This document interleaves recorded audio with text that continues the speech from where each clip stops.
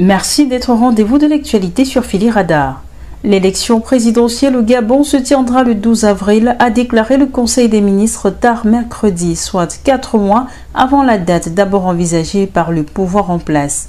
Le collège électoral est convoqué pour le samedi 12 avril 2025, peut-on lire dans le compte rendu du Conseil des ministres. Des militaires entreront verser le gouvernement en août 2023 après l'annonce de la réélection d'Ali Bongo pour un 3e mandat de président à l'issue d'une élection entachée de soupçons de fraude. Ali Bongo était au pouvoir depuis 2009. Son père Omar était à la tête du Gabon depuis 1967. Le général Brice Oligui Nguema est devenu président intérimaire après le coup d'État, le 8e, en Afrique de l'Ouest et centrale entre 2020 et 2023.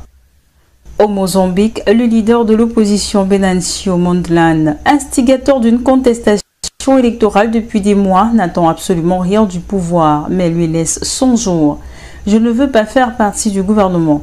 J'ai dit à plusieurs reprises que je ne voulais pas faire partie de l'exécutif, a écarté M. Mondlane dans son entretien à l'agence France Presse.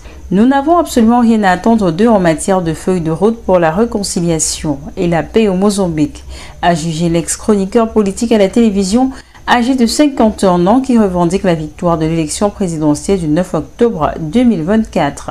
Depuis le début de la contestation des résultats électoraux, plus de 300 manifestants sont morts, principalement tués par balle, d'après l'ONG locale Plataforma Décide. En exil en Guinée équatoriale depuis son départ, contraint en 2017, l'ancien homme fort du pays a affirmé son intention de reprendre la tête de son parti et de régler les comptes. Dans un message audio consulté jeudi 23 janvier par l'agence France Presse, l'ex-dictateur gambien en exil Yahya Jammeh a annoncé reprendre la tête de son parti et de revenir. Monsieur Jammeh a dirigé d'une main de fer de 1994 à 2017 ce petit pays ouest-africain enclavé dans le Sénégal à l'exception de sa façade maritime. Il vit en Guinée équatoriale depuis son départ, contraint en janvier 2017 sous la pression des États ouest-africains à la suite de sa défaite à la présidentielle contre Adama Barrow, réélu à la fin de 2021. Monsieur Jammeh continue d'influencer la vie politique en Gambie. J'ai décidé aujourd'hui de reprendre la tête de mon parti et de ne plus la confier à personne, dit-il dans ce message destiné à ses partisans de l'Alliance pour la réorientation et la construction patriotique, qu'il a fondée en 1996. Que cela plaise ou pas, par la grâce d'Allah, je reviens, ajoute-t-il, sans expliciter son propos quant à un retour dans la vie politique qu'il n'a pas vraiment quitté ou dans son pays. En décembre, la Communauté économique des États de l'Afrique de l'Ouest a apporté son soutien à la création d'un tribunal spécial chargé de juger les crimes commis sous son régime. M. Jammeh pourrait être le principal mis en cause devant cette cour.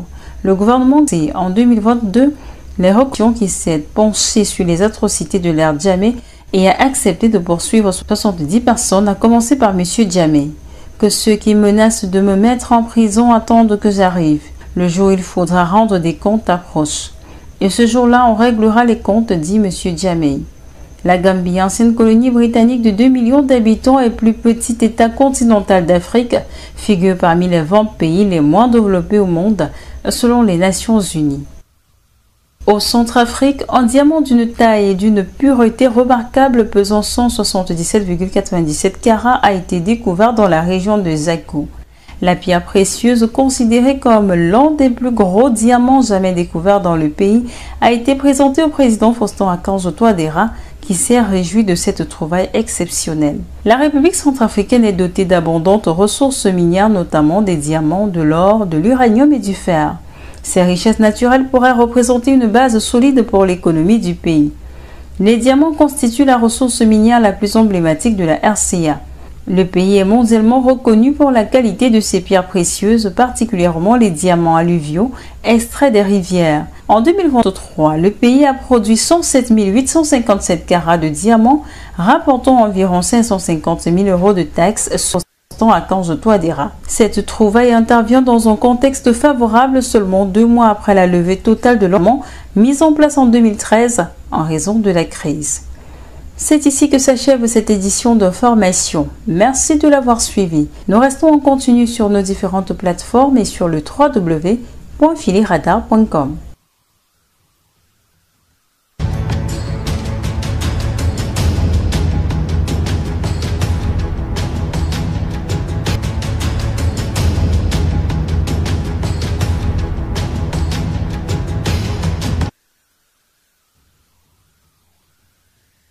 Merci d'être au rendez-vous de l'actualité sur Philly Radar.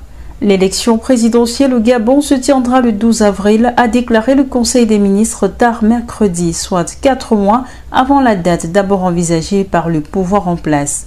Le collège électoral est convoqué pour le samedi 12 avril 2025, peut-on lire dans le compte rendu du Conseil des ministres. Des militaires ont renversé le gouvernement en août 2023 après l'annonce de la réélection d'Ali Bongo à l'issue d'une élection entachée de soupçons de fraude. Ali Bongo était au pouvoir depuis 2009. Son père Omar était à la tête du Gabon depuis 1967. Le général